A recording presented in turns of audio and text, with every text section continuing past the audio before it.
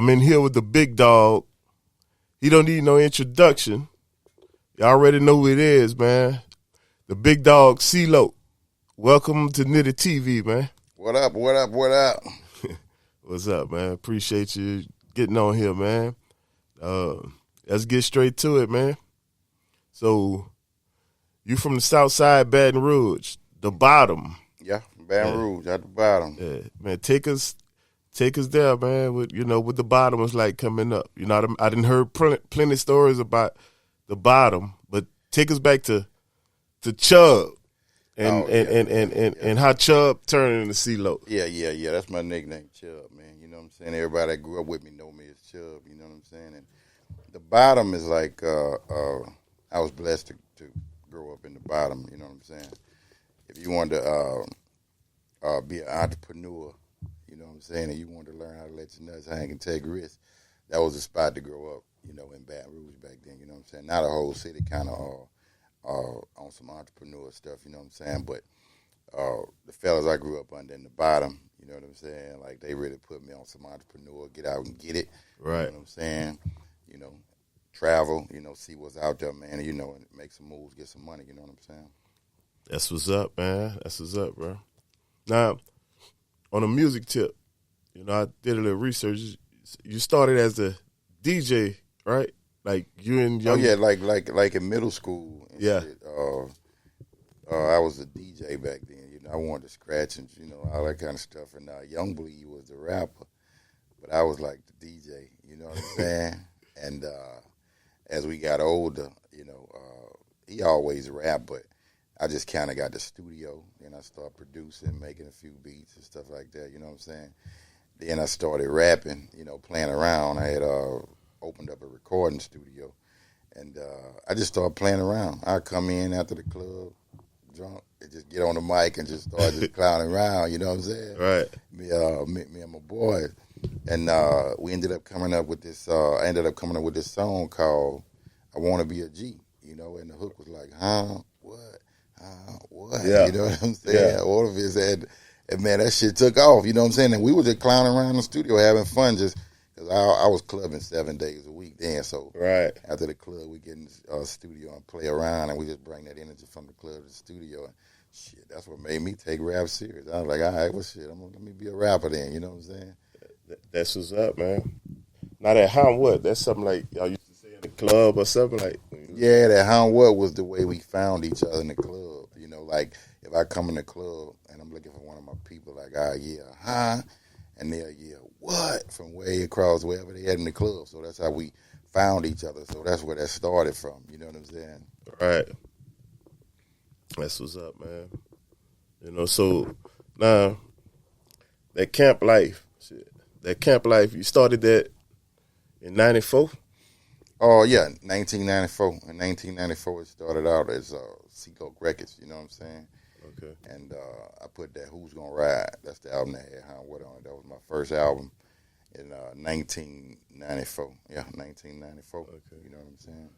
So how all that came about? So that was the label you started in 94? Yeah, that was a label I started in 94. Oh, just floating around, picking up game. You know what I'm saying? Going back and forth to Houston, going, out of town, different places, the Midwest, just traveling, just picking up game and checking out, people like back then it was like, E40 and it was Rap a Lot, you know what I'm saying? So, just picking up game just from watching from a distance and, and just like, well, damn, I could do this in Baton Rouge, you know what I'm saying? Right. That's a true story, man, that how what? I was in like ninth grade, man. I was standing up at the bus stop waiting on my bus to go to school, and a guy passed banging that how what in his car. He had the bass in there, the highs spitting out the window and everything, and his music had the sound good, but that song just caught me. I was like, man, what the hell is that? Like the song was jamming. Yeah. And I got to research what that was, and like that, I remember that was my first introduction to you, and I've been on your music like ever since. It was like I became an instant fan at that moment right there when he plays bumping that song, That's what's up, bro. Now the concentration camp, man, you had Max, you had Bleed, Boosie, you know, Happy P. You know, like that was some serious shit, dog. Like break down like how you found each one of these, you know, artists and how did you put all them together? Like how you put that camp shit together. Well, everybody had their own thing about them. You know what I'm saying? Like if somebody had an it, you know, and an it is just something you just can't describe, but it's something that just make people gravitate to them. You know what I'm saying? So as I found artists with that it, you know what I'm saying, and all of them had a different angle, a different style. You know what I'm saying? I just put them in there together, man, because I felt like if I had some lyricists, you know, as well as some gangster rappers, you know what I'm saying, as well as some hell of a producers and stuff like that, all the right people, you know, we'll come up with some real interesting music, you know what I'm saying, some groundbreaking, you know, trying to create a new sound, you know what I'm saying, and, you know, it worked, you know what I'm saying. That's what's up, man. You had some heat, bro. Like you had you got the Homeboy, you know, you got the Who Am I era. Then, you know, you got the How You Do That there era. You got the, you know, Pussy Ass Nigga era. Yeah. You know, you got the You Pussy era. Then you all the way to the Working These Hoes to the She In There era. Right. That's all different stages and times and eras of music. And like you had big songs in all those eras. Right. You know, like what's the you know, how you manage to stay relevant, you know, through all those stages of the rap game, you know, because they got a lot of rappers, you know, have a 6-month run, a couple of a one hit, and you don't hear from them over. Like, you still hear relevant getting booked for shows, like, right now, in 2022. Well, it's all about, for me, it was just about paying attention to what's going on at the time, you know what I'm saying? Like, every time I do a new project, I'm out, I'm in the clubs, you know, just like you say. Like right now, I'm still performing, I'm still in the clubs, I'm performing every weekend. I got this every weekend pretty much. So it's like when I'm in the club, I'm seeing what's going on. I'm staying, you know, I'm keeping my ear to the streets and seeing what's going on. I'm still doing my thing. Right. But sometimes you just got to adjust the way you deliver it. You know what I'm saying? So every now and then I just adjust my delivery, but I stand on what I stand on through it all. But I just adjust my delivery based on the timing and the vibe that's going on at the time. You know what I'm saying? Right. I don't look at the past and be trying to redo what I did in the past. You know what I'm saying? Right. That's why I look at what's going on right now. And I come up with what's going to cut through, like right now. Like I'm working on a project right now, so I'm looking at what's going on right now in the streets, what's going on right now in the club. I'm creating something to cut through that. I ain't trying to create something to just mimic what I did in the past, you know what I'm saying? I don't even think about my past music when I'm working on like new music, you know what I'm saying? Yeah, because that's crazy, bro. You know, it's clear to see that ain't no luck, that ain't no, you know, that's, you know, whatever you're doing, you know what you're doing, you know? And so, like, Boosie, what was the experience working with Boosie? Man, it was good, bro. It was. There's a lot of people who I know who I talk to. I mean, just everybody I know, everybody I talk to is an entrepreneur for one. You know what I'm saying? I don't, you know, nothing against people that 9 to 5, but I just gel better with entrepreneurs. You know what I'm saying? But exactly. So the entrepreneurs I talk to, everybody always looking for this specific person that they can work with, that can move their business forward. And every now and then you'll find one, and we call them like a golden child, you know what I'm saying? And every now and then you find one that is like, it just flow. It's just easy, you know what I'm saying? Because they work just as hard as you do. Right. And it's hard to find, you know, for an entrepreneur to find somebody that's working as hard as him, because you know, they don't usually see your vision, you know what I'm saying? They just got to get a few dollars. But when you find artists like Boosie, you know, that's like a artist that outwork you, you know what I'm saying? And you know what I'm saying? So it'd be a blessing. It'd be a breath of fresh air when you get to work with people who actually work as hard as you do and are as talented as you are. You know what I'm saying? You know, so I mean, it was just a blessing, man, that to run across him at the time that I did. Yeah, because I had a few hiccups in the game at that time, and it was a kind of restructure stage for me because I had a few things go on. You know what I'm saying? So I had a restructure stage, and during my restructure stage, you know, I ran into Boosie. You know what I'm saying? Right. You know, and that just made the restructure stage a lot quicker, a lot easier. You know what I'm saying? Right. So man, it was definitely a good thing, and anybody trying to build something know what it's like to find good people that work hard. You know what I'm saying? Yeah. That work just as hard. You know, so like I know that taught me, along with even Happy. You know, you may not know what Happy doing now, but Happy huge right now, man. You know what I'm saying? So it's All people right. like Boosie and Happy, and you know, like even Max and you know, remember Buddha Boss player, right? He the CEO of Yeah. CTE. You know what I'm saying? Like, so it's just it feel good to be able to fill a gap, be a bridge at a certain point. Because like when everybody coming up, everybody trying to get on and trying to move forward. Right. You know, especially in Baton Rouge, you know, it was a situation where they had a big gap between up and coming somebody starting out in the music game and reaching a national scale, or really people funding and putting enough money behind them so they can get on the radar of like major labels and stuff like that. You know what I'm saying? So Right. I mean, it's just a good feeling to know that, okay, I was there to fill that gap. Right. Had an opportunity to work with all these people. You know what I'm saying? You know, and get them going. You know. In the height of everything that was going on with the concentration camp, you know, one of the hardest, biggest independent record labels, you know, in the game at that time. You know, not just in the South, because at that time, like, you know, it wasn't even about the South. Mm-hmm. But, you know, you catch a case right in the height of all that. Right.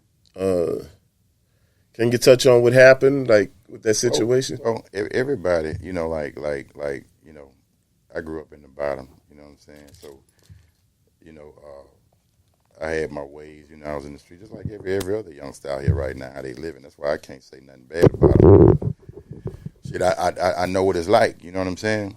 I know what it's like to be, you know, down with your hood, be down with the streets or whatever, man, you know, and that's just how you rock and you're living by that code, you know what I'm saying? Right. So that just come with the game, you know what I'm saying? I mean, it don't bother me. That's what was going on at the time, you know what I'm saying? Right. It ain't bothering me. Shit, I stand on what I stand on, stood on what I stood on, you know what I'm saying? So, you know, that's just part of the game, you know what I'm saying? Yeah. Sometimes you hit them bumps in the road, you know, you might get locked up. Now I'm not advising no other artists to go out there do no crazy stuff and just go to prison or nothing like that. But all I'm saying is, at that time, that's how I was living, and you know, right, what came with it. So I'm good with it. You know what I'm saying? Right. Now, as for what happened, like, can you speak on that, or you don't want to speak on like what happened? Nah, it's irrelevant. Okay. What happened, that ain't relevant. You know what I'm saying? The fact is just, no matter what happened, you know, when I got out, I hit the ground running. Right. You know, and get back in pocket, get back to the money, get back to doing. It's how you bounce back. You know what I'm saying? And I learned from it. You know what I'm saying? So right. If anything, the takeaway I want people to take away from that is, you know, not just about what happened. Now, you know, talking about that, but I want young dudes to take away that, man, you know, people are gonna talk, and just because you bump your head and go to prison, you know, something like that, man, that ain't the end of nothing, man. Right. Man, you hit the ground running, man. You know what I'm saying? Yeah. If they don't live by what you live by, they don't get it. You know what I'm saying? Yeah. Don't let it weigh you down, though, man. Just hit the ground running when you get out, man, and keep it pushing. You know what I'm saying? Yeah. Get back to it. Man, we will ever get another concentration camp album or a song or something? I don't know, man. A lot of people be asking that. Man, that would kill a game right now. And it's definitely possible because it's all love. You know what I'm saying? With everybody, it's definitely possible. Right. You know what I'm saying? But everybody just been working on their own paths. You know what I'm saying? Right. So much, and you know that's a blessing because everybody is still eating. Everybody's still making money. Everybody's still working. That was with the camp. You know what I'm saying? You know, whether it's club ownership or whether it's producing pop music now, whether it's, you know what I'm saying? Being influencers, you know what I'm saying? It all just developed, you know, it's a thing. But that's definitely something I think I might try to make happen. Yeah, bro. I Future, mean, you know what I'm saying? man, the fans need that, bro. Cause like, remember that boy B-Lo had when he had featured the whole camp on. Oh yeah. On this whatever. Oh yeah. That bitch was so hard. I'm like, man, these niggas need to drop some shit together on the regular. Oh yeah, B-Lo definitely got a vision when it comes to. Yeah, bro, he did that, bro. Cause, he did. Cause the camp wasn't together for a minute when he featured all y'all on the same song. And that bitch, I mean, I'm a DJ. That bitch still go right now. Yeah, it is. That's a classic. Yeah, that bitch still go. Mm-hmm.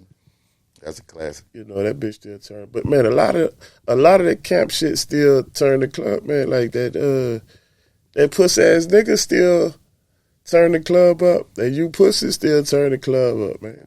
That outlaw still turn the club up, right? Oh, that was over 20 years. Well, pussy ass niggas and outlaw was over 20 years ago. Man, look, I got a little skit I do before I play that bitch. I always stop the music. I say, man, you know, shout out to all the little Boosie fans or whatever, like the before the trill shit, like with that CeeLo shit. So they don't be knowing what I'm about to hit them with, so no music be on. Then I drop that pussy ass, the pussy ass nigga. You know how that beat coming that bitch. The club just be going stupid on that bitch. Yeah. That was I'm talking about every rip. Yeah, man. Yeah, bro, if y'all could make that happen, dog, that'd be some shit, bro. But you know, so the Baton Rouge music scene, you know, from back then till now, you know, you had like, you know, MC Nero, you know, rest in peace. But you really put, you know, BR on the map on that gangster shit, you know, and you put Boosie on. Then, you know, it came to a situation where Boosie took over the shit in with his generation in Baton Rouge. You know, now you got all the young, you know, the young cats from Baton Rouge, the Gates, you know, the Tech, the Maine, you know, the Kane Boys, you know, all the Baton Rouge new artists, you know, who all looked up to Boosie. But all that shit still trickle down to Boosie coming up under you.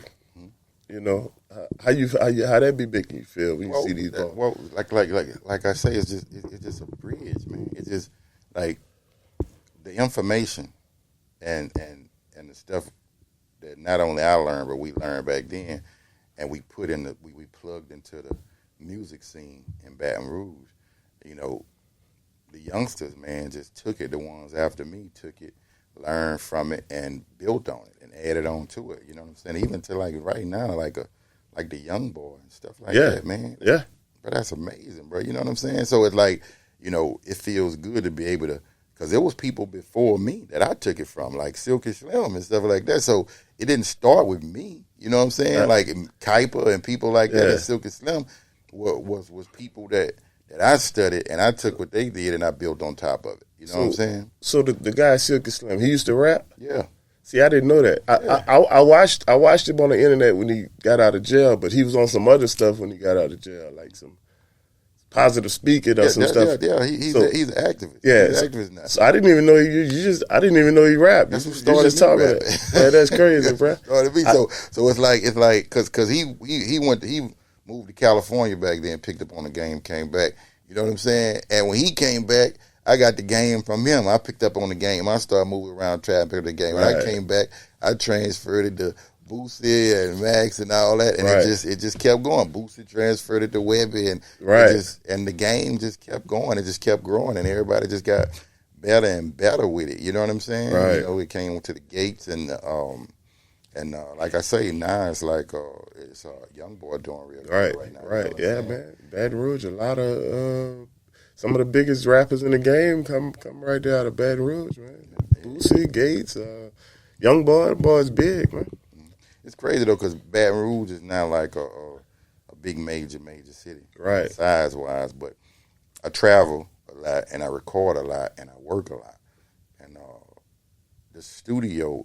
When I go to the studio in Baton Rouge, they grinding harder than 90% of the places I go. Right. You know what I'm saying? Right. Like the work ethic in the studio in Baton Rouge, a lot of people don't know this. Like, that's a small place. So many rappers coming out being successful in what they're doing. But the work ethic in the music in Baton Rouge in the studio can't compare to probably Atlanta or something like that. Right. They work hard, bro. Right. You know what I'm saying?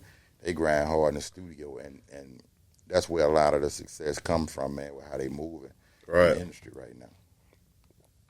Damn, man. Man, how many shows you think you done did in your career since you first started up until now? Man, I don't know, man. I done booked you 2-3 times myself. Yeah, it's at least and you don't even remember the times I booked you.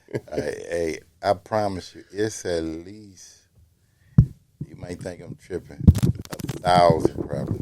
I believe it. Because when I first started, right, I made it a point to perform every day at a club. Like, I went out 7 days a week, like we talked about a few minutes ago. Right. 7 days a week I was in the club. I love to go out and party. I'm talking about that was just my thing.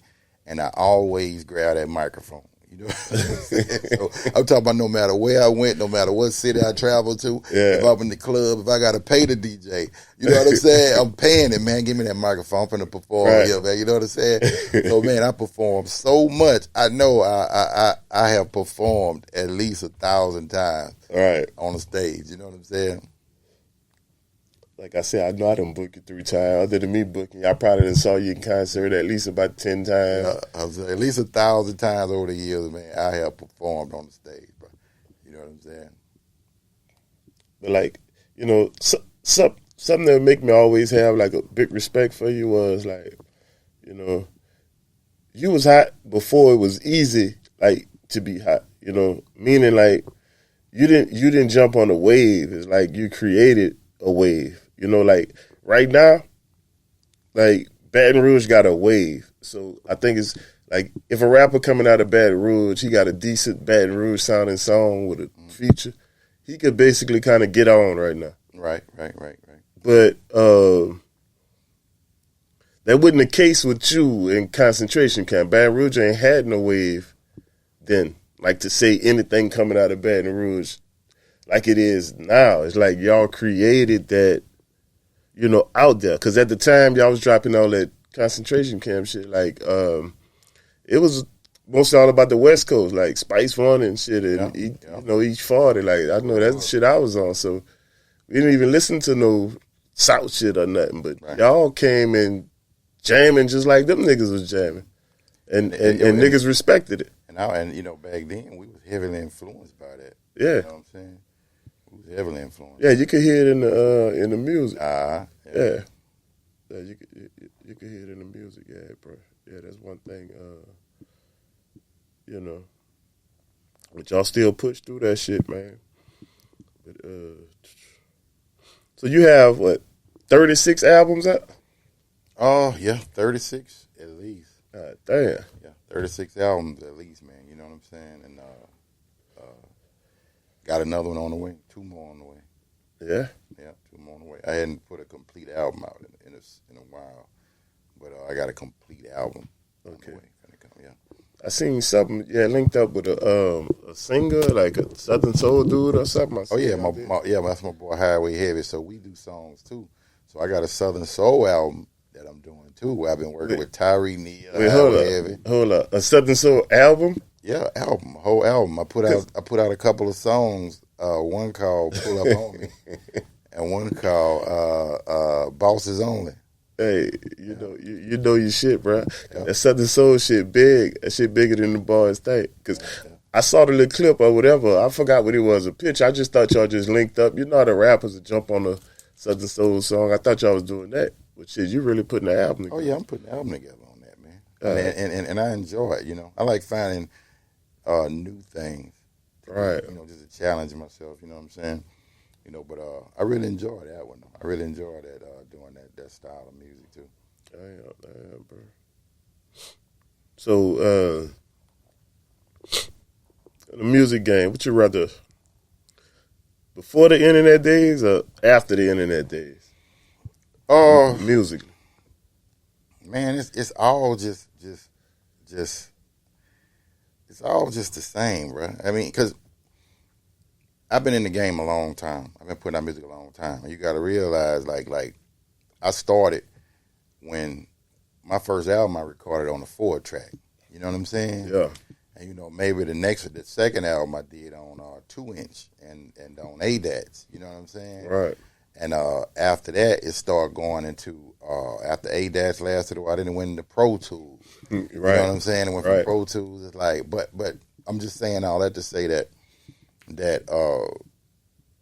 it ain't about all these new ways of getting your music out there coming along. Only thing you need to worry about is when they got new ways coming and it's got new fans, new people following, you need to grab on to it quick and start promoting your music and pushing your music through it. But that's gonna always it's gonna always be a new system that comes into play.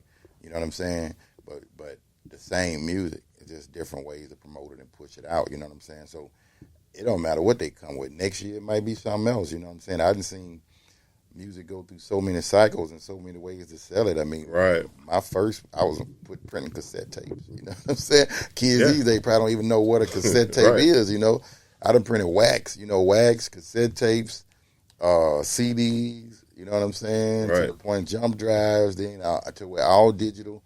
You know what I'm saying? So it ain't about. I don't care what the format is.